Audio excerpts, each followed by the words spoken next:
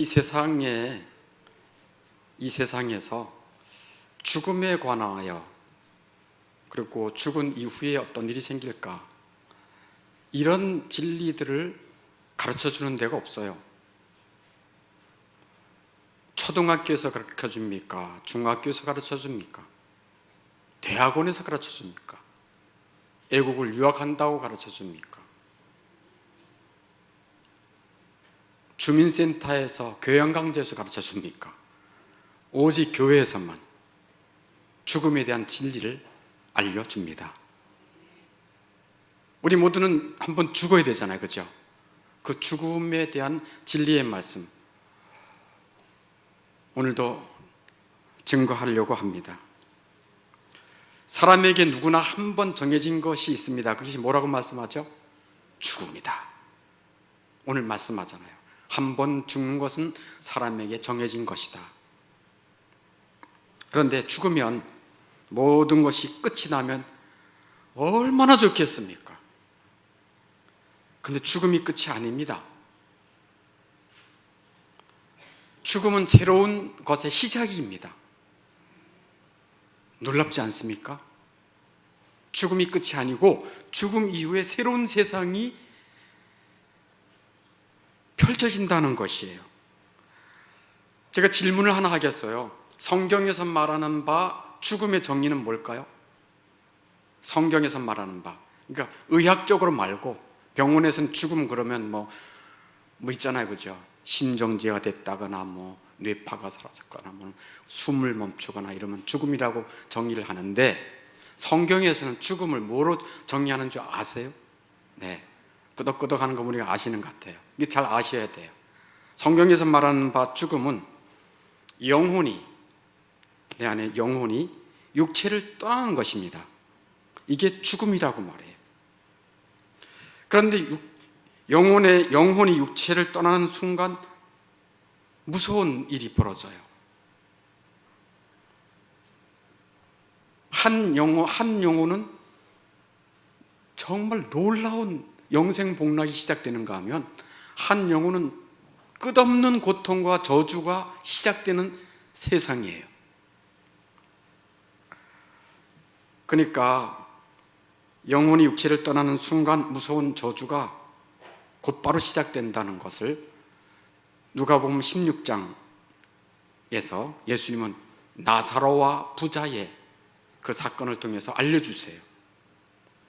거지 나사로는 죽은 후에 곧바로 그 영혼은 어디를 가죠? 천국을 가죠. 부자는 곧바로 죽은 다음에 그 영혼이 어디로 가죠? 지옥 음부로 내던져지죠. 누가복음 16장 22절 23절에 이렇게 기록되고 있습니다. 예수님이 하신 말씀이에요. 같이 한번 읽겠습니다. 시작. 부자도 죽어 장사되매 그가 음부에서 고통 중에 눈을 들어 멀리 아브라함과 그의 품에 있는 나사로를 보고, 부자는 죽어서 그 영혼이 곧바로 어디로 가요? 음부의 고통 중에 빠져요. 근데 눈을 들어보니까 세상에서는 천하게 살고 가난하게 살았던 나사로는 아브라함의 품이란 얘기는 천국이죠. 이것을 예수님이 말씀하신 거예요. 그러니까 영혼이 육체를 떠나는 것이 죽음이라고 성경은 말하는데, 죽는 순간 무서운 저주가 시작된다는 것을 예수님이 알려주시는 거예요. 사람은 죽으면, 즉 영혼이 육체를 떠나는 순간 그 사람은 하나님을 볼 것이에요. 육체의 눈은 쓸모가 없어졌어요. 육체의 눈은 썩고 구더기가 파먹고 아무것도 아니죠. 육체의 눈이 쓸모가 없는 순간 영혼의 눈이 열려서 하나님을 보게 되고, 하나님 보좌편에 계신 예수 그리스도의 영광을 보게 되는 것입니다. 스데반이 그랬죠. 봤어요. 그 우편에 계신 그리스도를 봤어요. 죽는 순간. 이 경험은 마치 맹인으로 태어나서 한 번도 태양을 본 적이 없는 사람이 기적적으로 시력이 살아나 갑자기 태양을 보는 것과 같은 거예요. 이런 일이 영적인 세계의 눈이 열리는 거예요. 그렇게 되면 자기 양심이 재판장이 되어 스스로를 정죄합니다. 하나님이 재판하기도 전에, 예수님이 재판하시기도 전에 누가 누구를 재판해요? 자기 양심이. 그래서 양심이라고 하는 것은 하나님의 대리자다 이렇게 말해요. 자기 양심이 자기를 재판을 해요. 양심의 가책을 느끼고 죄를 지었던 기억이 다 되살아나요.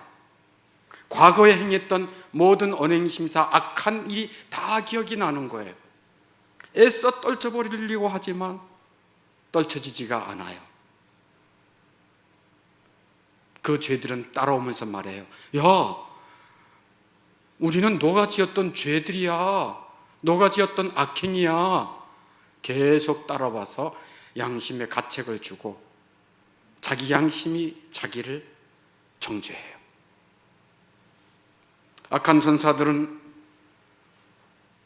그 영혼이 육체에서 빠져나오는 순간 지옥에 사정없이 던져집니다. 지옥에 사정없이 던져 넣어요. 인간의 영혼은 마치 감옥에 던져진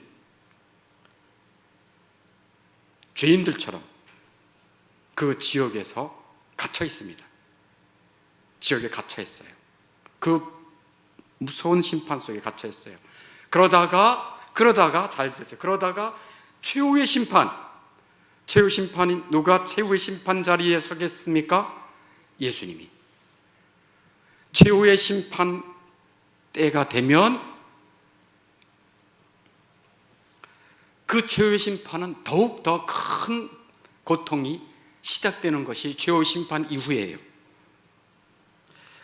마지막 심판날에 하늘과 땅의 재판장이신 예수 그리스도는 우리 아까 신앙 고백했죠. 살아있는 자와 죽은 자를 심판하시리라. 심판하실 거예요. 그의 능력으로 바다에서 죽은 자들, 무덤에서 죽은 자들을 예수님의 음성을 들을 때가 오나니 곧 이때라 다 살아나요. 뭐가 살아나죠? 죽은 육체가 이제 살아나요. 그래서 그들의 악한 행위에 따라 무서운 심판을 받게 될 것입니다. 최후의 심판 때. 그래서 최후의 심판 때에 베드로서 2장 9절에서는 이렇게 말하고 있죠. 같이 한번 읽겠습니다. 주께서 경건한 자는 시험에서 건지실 줄 아시고 불의한 자는 형벌 아래 두어 심판날까지 지키시매. 예수님은 또 요한복음 5장 29절에 이렇게 심판에 대해서 얘기합니다. 같이 읽습니다. 선한 일을 행한 자는 생명의 부활로, 악한 일을 행한 자는 심판의 부활로 나오리라. 아멘.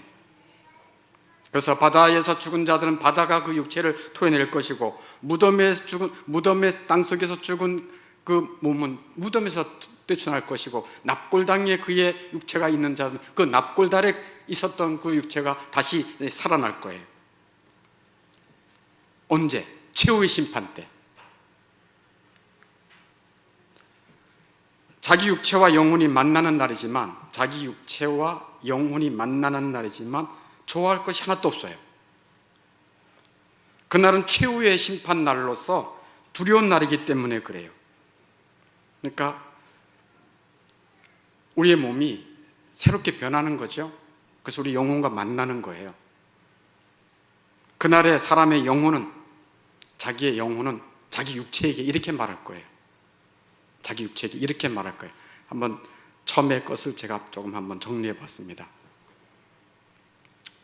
한번 조용히 한번 들어보세요. 이게 누가 누구에게 말한다고요? 자기 영혼이 자기의 육체에게 말할 거예요. 육체가 이제 같이 연합하는 순간이니까. 더러운 죄악의 몸뚱이여, 이제 너는 안식의 처소가 아니고 고통스러운 감옥과도 같은 내 몸속으로 어쩔 수 없이 다시 돌아가게 되었구나. 하나님이 너를, 육체를 영원히 무덤에 썩게 하시어 다시는 너를 보지 않았다면 얼마나 좋았을까. 이제 다시 너와 한 몸이 되어 하나님과 천사와 사람들 앞에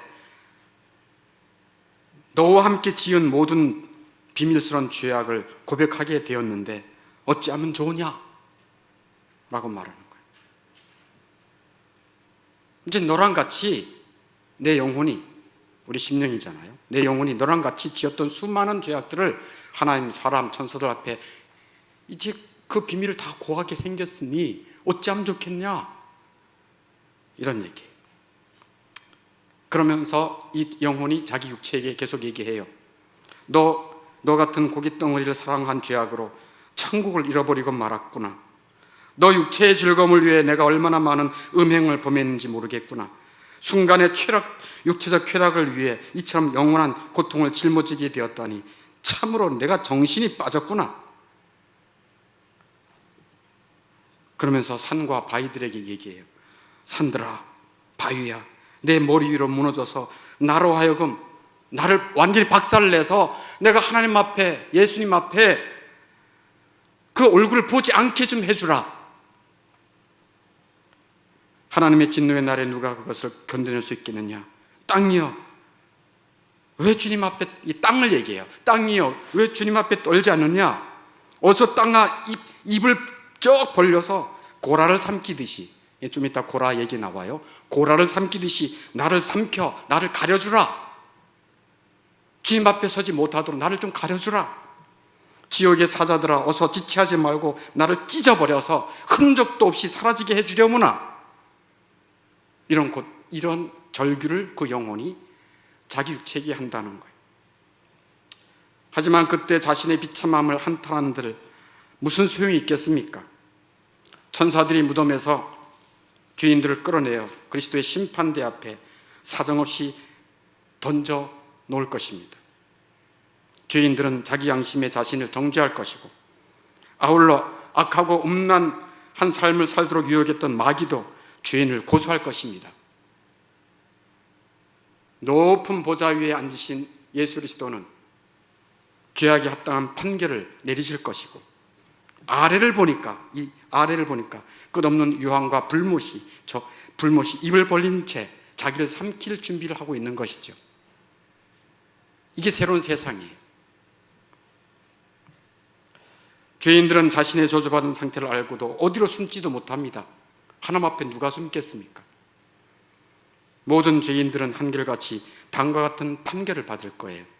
예수님이 말씀하신 바 마태복음 25장 41절에서 예수님이 이렇게 말씀하시죠. 같이 한번 읽겠습니다. 저주받은 자들아, 나를 떠나 마귀와 그 사자들을 위하여 예비된 영원한 불에 들어가라. 영원한 심판에 대해서 예수님이 말씀하시는 거예요. 그러니까 죽음 이후의 세상, 예수님만큼 잘하는 것이 없어요. 천국의 영광도 예수님만큼 잘하시는 분이 없어요. 그래서 예수님은 이 땅에 오셔서 천국과 지옥에 대한 말씀을 우리가 상상한 것 이상으로 많이 하셨어요. 여기서 나를 떠나라 라고 하는 말은 모든 기쁨과 행복으로부터 너는 분리될 것이다.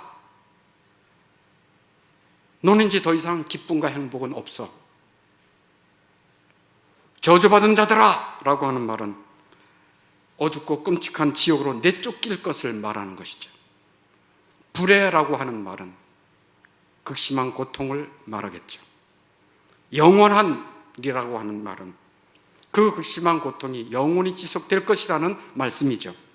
마귀와 그 사자들을 위해 예비된 이라는 말은 죄인들은 마귀와 그의 종들, 그의 귀신들과 함께 영원히 고통당하게 될 것을 말하죠.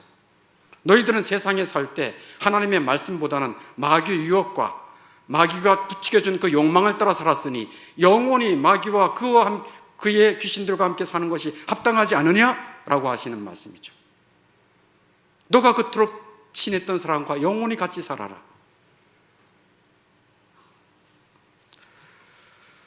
얼마나 두렵고 무서운 저주여 심판입니까?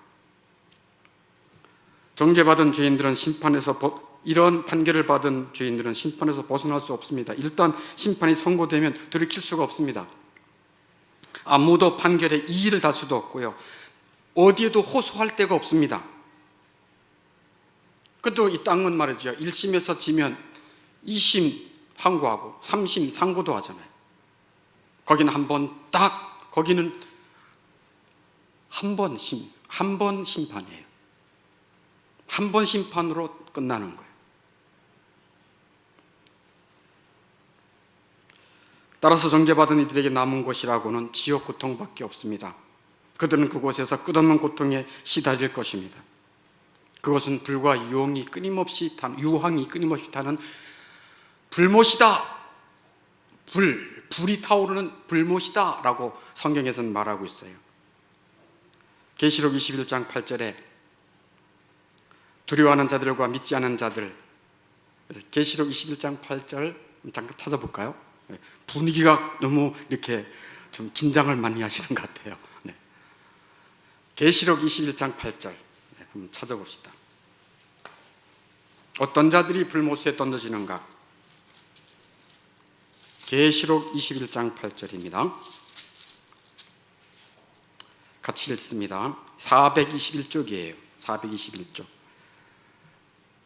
이것도 예수님이 하시는 말씀이에요. 같이 읽겠습니다. 시작. 그러나 두려워하는 자들과 믿지 아니하는 자들과 흉악한 자들과 살인자들과 음행하는 자들과 점술가들과 우상 숭배자들과 거짓말하는 모든 자들은 불과 유황으로 타는 못에 던져지리니 이것이 둘째 사망이라. 아멘. 둘째 사망이에요.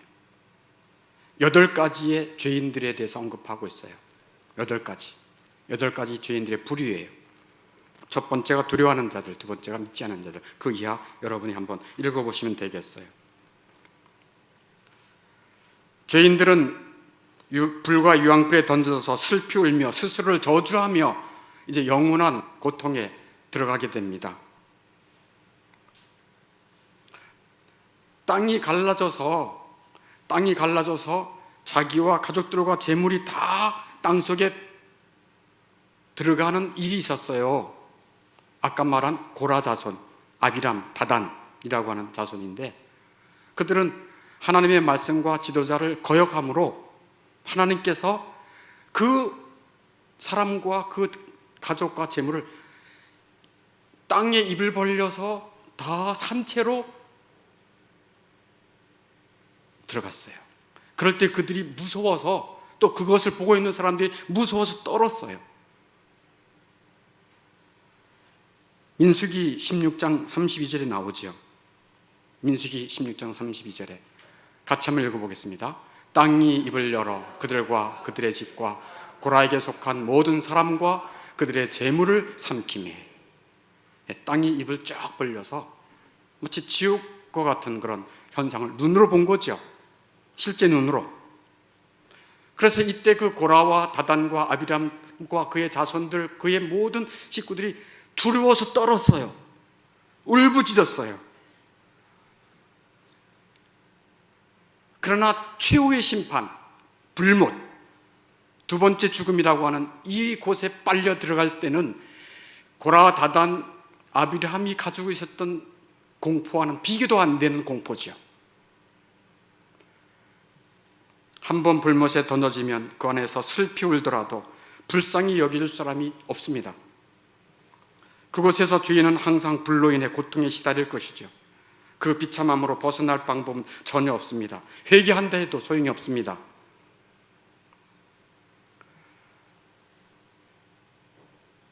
그는 이렇게 말할 겁니다. 육체의 욕심과 쾌락을 위해 이처럼 영원한 고통을 받는 어리석음을 내가 왜 저질렀을까? 두고두고 한탄해도 지옥의 형벌에서 벗어날 길이 없습니다. 결국 바다의 물보다 더 많은 눈물을 흘리게 될 뿐입니다. 왜 바다의 물이라 그랬는가? 바다의 물보다 더 많은 눈물을 흘리게 될 것이라고 슬피 울며 이를 갈미쓰리라고 예수님이 말씀하잖아요. 왜 바닷물이라 그랬을까요? 바닷물은요, 태평양, 대서양, 인도양에 있는 바닷물은 그래도 제한돼 있죠. 그러나 영원한 불못에서의 고통은 제한된 것이 아니라 영원히 지속되는 것입니다. 그러므로 이것만 생각해도 얼마나 영혼과 육체가 쪼그라들까요?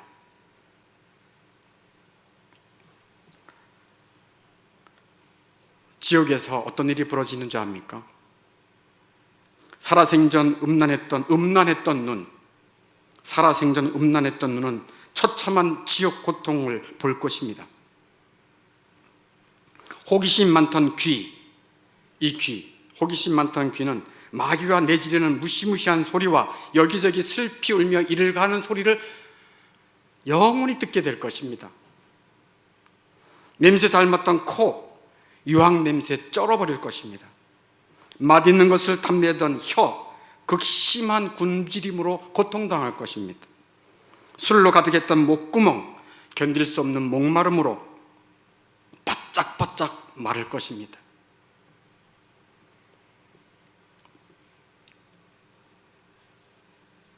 죽어서도 그 기능이 멈추지 않는 자기의 양심, 그 양심은 자기를 찌를 것입니다. 어떤 양심의 가책인가? 이런 거예요. 지금 한번 잘 들어. 어떤 양심의 가책인가? 이거예요.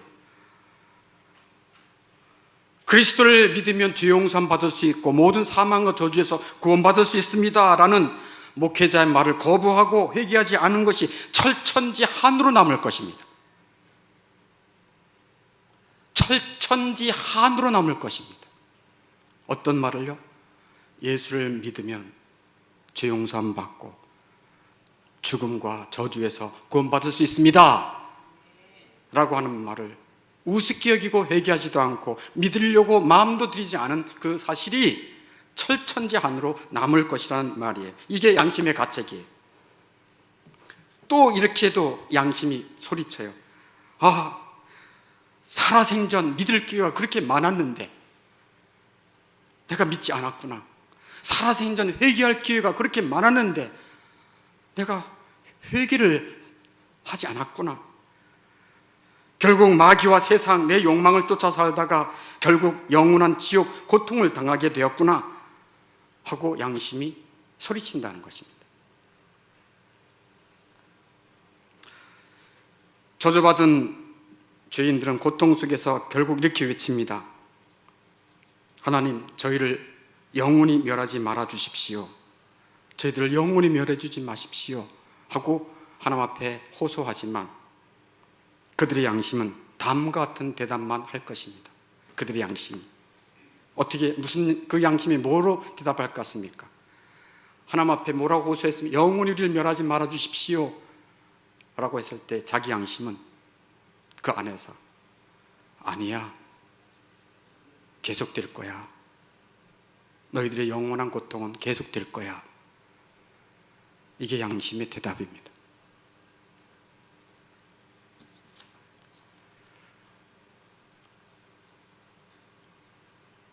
이게 하나님을 떠나 죄를 지은 자들의 죽은 후의 비참함입니다. 자기의 육체 욕심을 따라 세상의 풍조를 따라 하나님이고 뭐고 없이 하나님의 나라도 생각지도 않고 살았던 자들의 죽음 후의 비참함입니다. 이 육체와 영혼의 이 비참함, 어떻게 건진받을 수 있을까요? 어떻게 영혼과 육체의 모든 비참에서 건진받을 수 있을까? 이것을 말씀드리려고 그래요. 제가 이 말씀을 안 드리면 앞에 모든 말씀이 얼마나 무섭습니까? 얼마나 암울합니까? 어떻게 영혼과 육체의 모든 비참에서 건진받을 수 있는가? 소망은 하나님께 있는 것입니다. 하나님은요, 잘 들으세요. 마음을 모으시고 하나님은 우리 이런 비참함, 죄, 죽음, 이런 인생들을 긍휼히 여기십니다. 아니, 사랑하십니다. 그래서 하나님이 세상을 이처럼 사랑하사 누구를 주셨어요? 예수님을 주셨다. 독생자를 주셨으니 이는 그를 믿는 자마다, 예수님을 믿는 자마다 멸망, 이런 저주, 둘째 사망, 이런 비참 속에 빠지지 않고 영생, 생명을 얻게 하려 하십니다. 이게 하나님의 사랑이에요.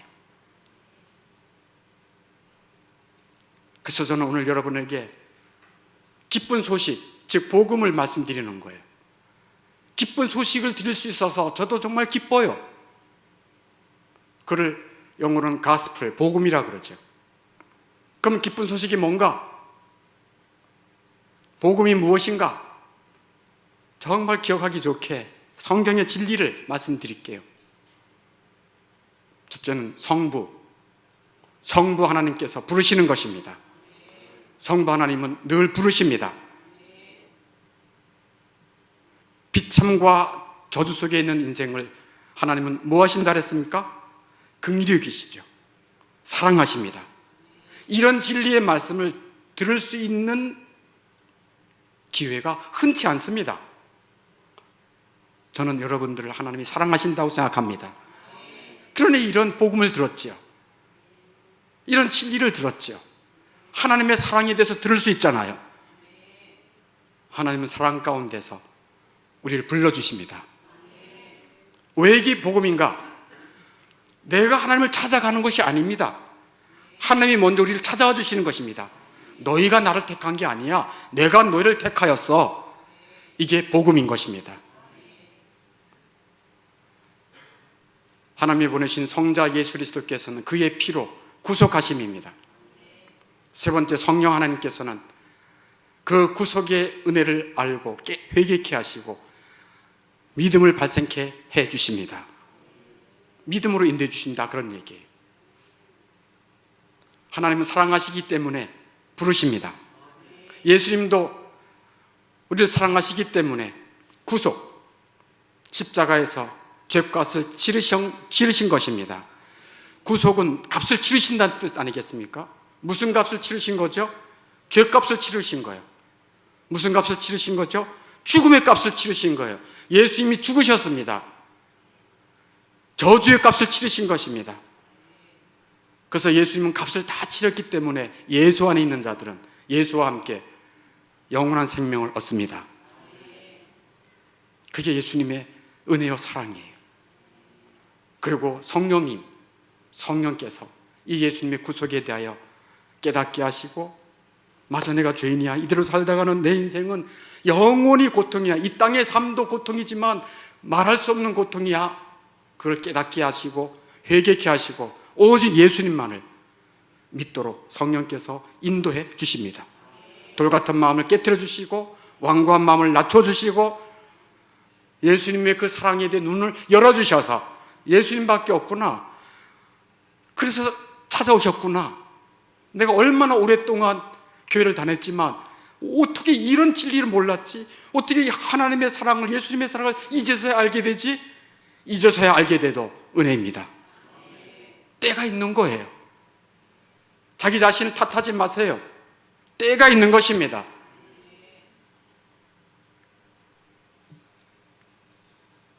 예수 그리스도만이 죄와 사망과 저주에서 구원해 주십니다. 그래서 예수님만을 믿게 되는 거예요. 그래서 믿음으로, 여기 성령 하나님께서 회개케 하시고 뭐를 발생케 해주신다고요? 믿음을. 이거는 고린도전서 2장 5절 말씀에 있지요. 고린도전서 2장 5절 말씀에. 이 말씀은 여러분도 알아야 됩니다. 한번 찾아보세요. 고린도전서 2장 5절. 너희 믿음이, 이렇게 나오죠. 고린도전서 2장 5절 말씀.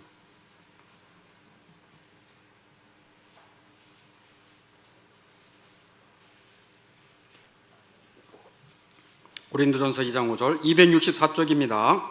264쪽 신약 같이 읽습니다. 고린도전서 2장 5절 시작. 너희 믿음이 사람의 지혜에 있지 아니하고 다만 하나님의 능력이 있게 하려 하였노라. 아멘. 우리의 믿음이 내가 믿는다고 믿어지는 게 아니에요. 2장 4절에 있잖아요. 성령의 나타나심과 능력으로 하여. 성령 하나님의 능력으로 예수를 믿을 수 있게 되는 것입니다. 그러니까 기쁜 소식은 성부, 성자, 성령 하나님이 다 연합해서 한 영혼을 죄와 사망과 영원한 저주에서 구원해 주시는 것입니다. 그럼 얼마나 놀라운 일입니까? 예수님만이 죄와 사망과 영원한 저주에서, 영원한 비참에서 건져낼 수가 있습니다. 그러므로 예수를 믿는 사람들은 그들의 삶이 이제 믿음, 소망, 사랑의 삶으로 나아가게 되죠. 믿음, 소망, 사랑, 이 세 가지는 항상 있을 것이다 라고 말하죠. 그래서 예수를 믿는 자들은 믿음의 삶, 소망의 삶, 사랑의 삶이 열리는 거예요. 믿음의 삶이 뭐예요? 예수님만을 의지하는 거예요. 이 땅에 살면서 아까 우리 찬송했잖아. 이런 무거운 짐, 이런 어려운 일, 내가 할 수 없는 이런 힘든 시련을 당할 때 의지할 분이 여러분 누굽니까? 예수님만이 의지할 분이십니다. 예수님, 또 죄를 짓고 부끄럽고 수치스럽고 마음이 무거울 때 예수님은 그래, 내가 널 위해 죽었어. 주여 저를 용서해 주십시오. 그래, 우리는요, 예수를 믿었든 안 믿었든 항상 죄를 짓습니다. 그러나 예수 그리스도의 은혜로 하나님은 항상 용서해 주십니다. 그러니 얼마나 은혜예요. 믿음의 삶은 누구를 의지하는 거라고요? 예수님만을. 힘들 때도 예수님, 혼자 외롭고 길이 안 보일 때도 예수님하고 교제할 수 있습니다. 그러니까 예수님만을 의지하는 게 믿음이에요. 또 소망이 생기잖아요. 어떤 소망이 생기죠? 죽음 이후에 소망이 생기는 것입니다. 어떤 소망이 생기죠? 죽음 이후에 예수님과 함께 살 소망입니다. 예수를 만나볼 소망이죠. 또 어떤 소망이죠? 좀 더 나은 사람들을 만나게 된다는 소망입니다. 모세도 만나고 아브라함도 만나고, 오늘 들었던 누가복음 16장에 그 나사로, 거지 나사로도 만나고. 여러분 누구를 만나보고 싶으세요? 에스더요? 누구를 만나보고 싶으세요? 한나요? 아니면 아브라함의 아내 사라요? 그런 좀 더 나은 사람들을 만나볼 소망이 있는 것입니다. 그리고 좀 더 나은, 지금 이 땅 비교도 안 될 좀 더 나은 곳을 가게 되는 것입니다. 거기는 죄가 없습니다. 아멘 합시다. 사망이 없습니다. 아프지도 않습니다. 이별도 없습니다. 죄의 유혹도 없습니다. 그래, 얼마나 좋은 환경이세요. 그리고 좀 더 나은 영혼의 상태가 된다는 소망이에요. 우리의 인품이 누구를 닮는다? 예수님을 완전하게 닮는 거예요. 그래서 예수님을 닮아 겸손하고 온유하며 사랑이 넘치며 긍휼로 눈물이 많고 낮아짐이 기본이고, 그런 상태를 소망하니 얼마나 소망이 생깁니까? 이게 소망의 삶이에요. 그래서 믿음의 삶 열리고, 소망의 삶 열리고, 또 무슨 삶이 열려요?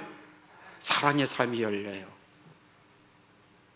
나 같은 죄인을 예수님께서 사랑하셔서 내 허물과 죄를 다 덮어주신 주님의 사랑을 생각하면 어떤 마음이 드나요, 여러분요? 여러분 뭐가 가장 괴롭나요? 여러분의 식구들, 여러분의 자녀들, 여러분의 배우자들이 못마땅할 때, 흠이 보일 때 얼마나 힘들어요. 지적질하고 판단하고 미워하고 욕하고, 괴도 안 나오는 것이, 말도 안 듣는 것이 얼마나 힘듭니까? 그런데 예수님의 사랑을 알고 나 같은 죄와 허물을 다 덮어주신 주님의 사랑을 아는 자는, 사랑은 허다한 허물을 덮는 것입니다. 교회 안 나와도 괜찮아. 나 당신 사랑해.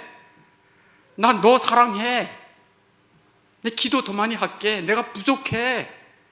내가 부족해서 너가 내 부족한 모습 때문에 많이 아팠지?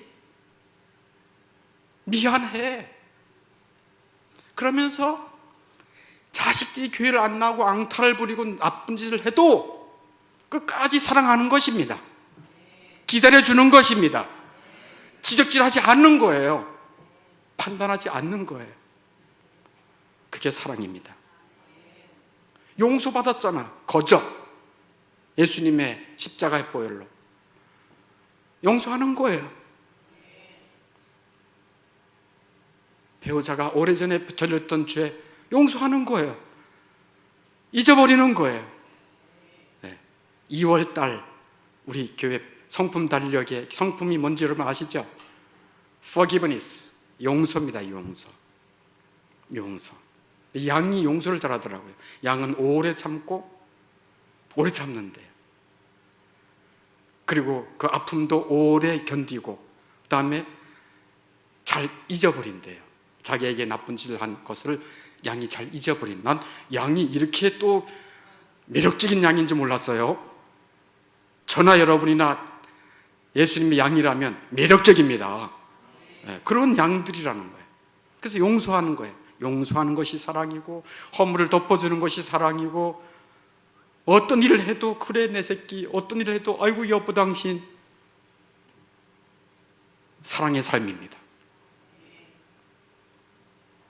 그러니 예수를 믿게 되면 이런 믿음의 삶, 소망의 삶, 사랑의 삶을 살게 되니 기대가 됩니다. 에베소서 4장 32절에 4장 마지막 절에 이렇게 말합니다. 하나님의 사람들에게 하시는 말씀이에요. 같이 읽겠습니다. 서로 친절하게 하며 불쌍히 여기며 서로 용서하기를 하나님이 그리스도 안에서 너희를 용서하심과 같이 하라. 이게 사랑입니다. 오늘 죽음 후 비참함에 대한 말씀을 드렸는데, 예수 그리스도 안에서 모든 죄와 죽음과 비참함 건진받을 수 있습니다. 그리고 더 나아가서 믿음의 삶, 소망의 삶, 사랑의 삶까지 이 땅에서 살 수 있으니 얼마나 기쁩니까? 여러분의 심령에, 여러분의 남은 생애에 이런 하나님의 은혜가 넘치기를 주 예수님의 이름으로 축복합니다. 함께